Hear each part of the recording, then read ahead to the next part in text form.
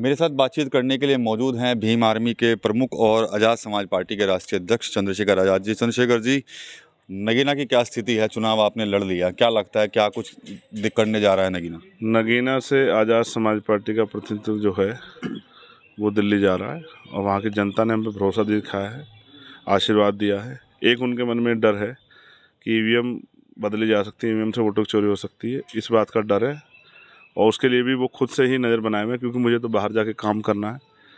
तो इसलिए नगीना की जनता के इस आशीर्वाद को भूलूंगा नहीं। मुझे पूर्ण भरोसा है कि एक बड़े मार्जिन से हम लोग वहाँ जीत रहे हैं।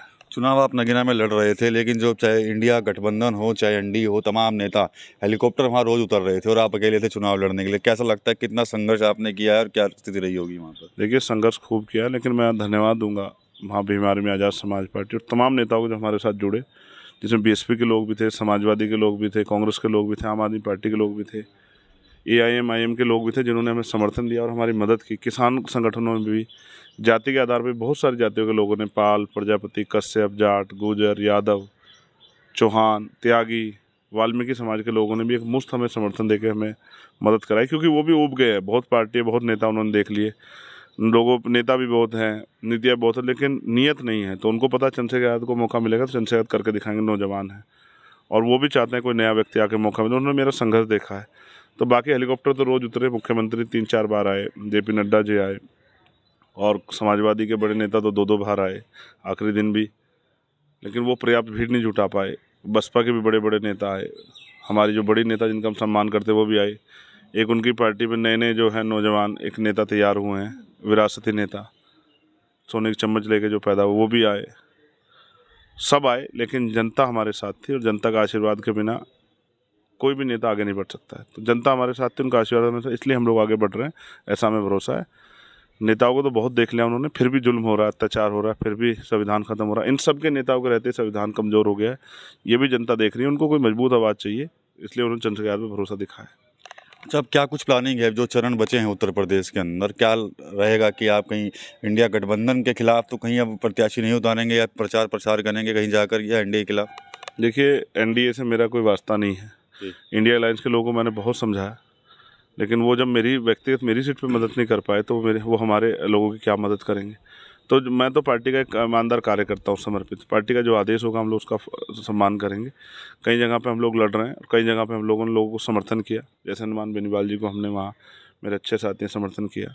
आज भी पार्टी में चर्चा है, पार्टी फैसला लेगी शायद जो है पप्पू यादव जी को और हिना साहब जो है उनको भी शायद जो है पार्टी शायद अब उनके बारे में सोच रही है कि उनको मदद कैसे करनी है।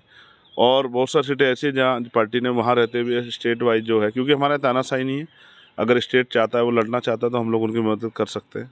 जब तक हम इंडिया अलायंस से प्रयास कर रहे थे तब तक हमने उन सबको रोक के रखा था, लेकिन जब इंडिया अलायंस ने हमारा साथ दिया तो वो कह रहे हैं कि भाई हम अपने पार्टी कैडर को क्यों मरने दें, तो हमें भी चुनाव लड़ने हैं। आज हमारे लोग चुनाव लड़ेंगे तो कल जो है सीखेंगे भी, तो भविष्य में अपने विधानसभा चुनाव भी लड़ेंगे। तो पार्टी का जो फैसला होगा हम लोग उसका सम्मान करेंगे। कल बिहार में और झारखंड में कुछ प्रत्याशी उन्होंने लड़ाने के लिए वहाँ की स्टेट की टीम ने रिकमेंडेशन किया है और पार्टी ने उसको अप्रूवल भी दे दिया है। तो मैं तो जो मेरी जिम्मेदारी, जहाँ पार्टी ड्यूटी लगाई कार्यकर्ता होने के नाते, मैं पार्टी में तो सामान्य कार्यकर्ता हूँ, मैं उसका पालन करूँगा। उत्तर प्रदेश का पहला चरण आपने देख लिया, कहीं ना कहीं वोटिंग परसेंटेज बहुत डाउन गई है इस बार की। सहारनपुर में भी गई है, लेकिन फिर भी सहारनपुर ऊपर रहा है सबसे। क्या लगता है, क्या कारण मानते हैं? हमारा जिला है ना, इसलिए ऊपर रहा है। अब देखो, पूरे देश में सबसे ऊपर रहा है ना। तो बेसिक ये है कि जनता इन नेताओं को देख चुकी है और जनता का भरोसा इन नेताओं के प्रति नहीं रहा है, और वो उसके में के अंदर बहुत गुस्सा है कि उनके मुद्दों पे कोई बात नहीं हो रही है। धर्म की राजनीति, जाति की राजनीति आगे आ जा रही है, तो जनता में गुस्सा है। और हम उस तरह से एक समाज भी नहीं बना पाए, तैयार समाज नहीं बना पाए, वोट की वैल्यू नहीं समझा पाए लोगों को। तो बहुत कम लोग वोट की वैल्यू समझे। अब ये काम हमारा जनता को जागरूक करना। हम तो चाहते हैं 100% पोलिंग हो, तभी असल में निकल के आएगा कि जनता किसके साथ खड़ी है। तो हम इसके लिए एक जागरूकता अभियान अब आने वाले समय में चलाएंगे कि लोग अपनी वोट का प्रयोग करें। देखिए, रोज़गार की सुविधाएं नहीं है। मैं जहाँ लड़ रहा था मैंने महसूस किया, वहाँ से लाखों लोग तो जो हैं रोज़गार के लिए बाहर गए हुए थे। कोई फैक्ट्री में काम कर रहा है घर चलाने के लिए, कोई कुछ और काम कर रहा है, कोई और कहीं तरह के प्रयास कर रहा है।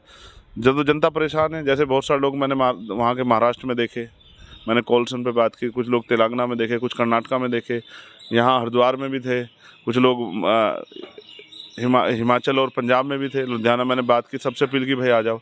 तो आप समझो दिल्ली में भी है। अब आप समझो जो लोग 400 रुपये की दिहाड़ी करने के लिए, 500 रुपये दिहाड़ी करने के वहाँ गए हैं, वो 2000 रुपये खर्च करके कैसे अपना समय छोड़ के आएंगे। तो क्योंकि रोजगार के साधन अपने ज़िले में नहीं है, इसका बड़ा नुकसान हो रहा है, तो वोटिंग परसेंट कम हो रहा है। लेकिन हम कोशिश कर रहे हैं कि भाई इसको बढ़ाया जाए। पश्चिम में पहले चरण में हमने देखा कि भारतीय जनता पार्टी ने पूरी ताकत झोंक दी थी और अभी भी दूसरा चरण है तो पूरी ताकत लगी हुई है। प्रधानमंत्री की रैलियां हो रही हैं, रोड शो हो रहे हैं, मुख्यमंत्री कई कई बार जिले में जा रहे हैं। सहारनपुर में तो 4 बार आ गए हैं वो जिले के अंदर। कैसे देखते हैं, क्या भारतीय जनता पार्टी को कहीं कोई टेंशन बनी हुई है क्या? विपक्ष के लोगों को सीखना चाहिए। बीजेपी पावर समझती है, पॉलिटिकल पावर को बीजेपी समझती है और वो सत्ता की अहमियत को भी समझती है, लेकिन विपक्ष नहीं समझता। विपक्ष को अपनी थाली अपनी राख करनी है, अपने अपने लोगों को जिताना है, किसी और की मदद नहीं करनी, किसी वोट को प्लस नहीं करना है। जनता को मूर्ख समझ रहे हैं। यूपी के नेताओं को लगता है कि जिस तरह से बीएसपी कमज़ोर हो रही है तो दलित वोट जो है छिटक जाएगा, कुछ हमारे किस्से में आ जाए, कुछ हमारे हिस्से में, कुछ हमारे हिस्से में। वो चंद्रशेखर आज़ाद को ही भूल गए।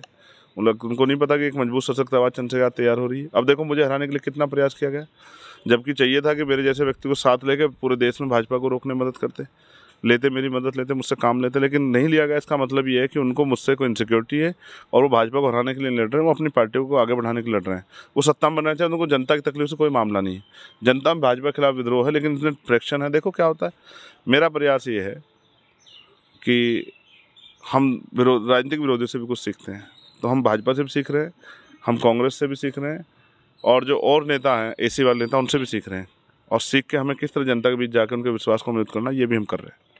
सर अभी क्या कोई लग रहा है यूपी में कहाँ दौरे करने वाले हैं और अन्य राज्यों को लेकर क्या कुछ प्लानिंग है? कल जोधपुर में रैली है, 24 तारीख को हमारे प्रत्याशी वहाँ लड़ रहे हैं। बहुत अच्छा वोट हमें मिला वहाँ, 74 हज़ार वोट। हमने मगर फिर भी कोशिश की भाजपा को रोकने के लिए हम इनके साथ जुड़ जाए, लेकिन इन्होंने हमारी मदद नहीं ली।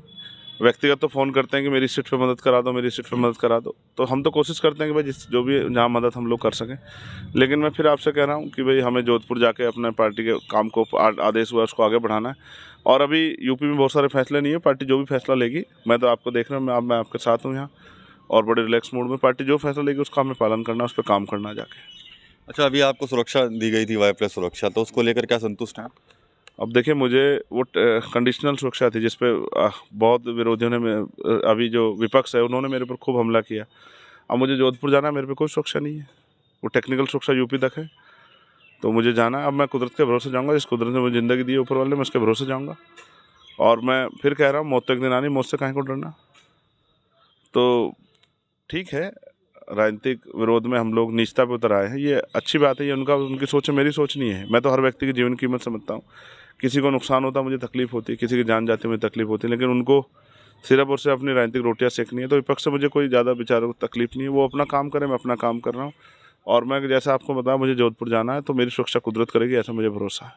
अच्छा, जो यूपी में अब जो चुनाव चल रहा है, तो ऐसे में जो बहुजन समाज पार्टी के नेता हैं मायावती, उनको लेकर कहा जा रहा है कि वो कहीं ना कहीं बहुत गेम चेंजर के रूप में उभर कर आ रही हैं, कई जगह नुकसान हुआ है उनकी वजह से अन्य दलों को भी। देखिए, वो बड़ी नेता, मैं उनका हमेशा सम्मान करता हूँ। मैं वो जो कुछ फैसला लेंगे बहुत सोच समझ के लेंगे, उन पर कुछ नहीं कहना चाहता। 400 पार का नारा दिया है, क्या लगता है आपको कितनी सीटें मिलेंगी? जनता तय करेगी।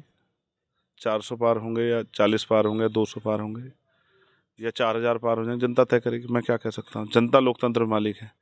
जनता बहुत परेशान है, ये सच है। विपक्ष अगर अच्छा प्रयास करता तो शायद भारतीय जनता पार्टी 200 सीट पार नहीं कर पाती, 150 सीट पार नहीं कर पाती। लेकिन विपक्ष ने जिस तरह से अपने अपने बारे में सोचा है, और वो नहीं चाहते कोई मजबूत आवाज़ उठे, इसका नुकसान होगा, मुझे ऐसा लगता है। तो विपक्ष पर भी कहीं ना कहीं आरोप जो है चंद्रशेखर आज़ाद की तरफ से लगाए हैं। साथ ही साथ क्या कुछ प्लानिंग है अगले चरणों को लेकर, उसका खुलासा भी चंद्रशेखर आज़ाद ने किया है। TV9 यूपी के लिए सहारनपुर से विकास कपिल।